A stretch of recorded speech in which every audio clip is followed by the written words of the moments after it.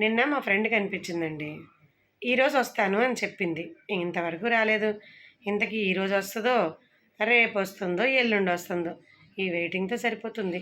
అవును, ఇంతకీ నిన్న, ఈరోజు, రేపు ఇవన్నీ మీకు తెలుసు కదా. ఇంగ్లీష్లో ఏమంటాము? నిన్ననేమంటాం ఎస్టర్డే, ఈరోజు టుడే, రేపు టుమారో, మరి ఎల్లుండి డే ఆఫ్టర్ టుమారో కదా. కానీ మనకి ఎప్పుడో అంటే 1700 ఆ టైంలో కొన్ని వర్డ్స్ వాడేవాళ్ళంట ఇంగ్లీష్లో.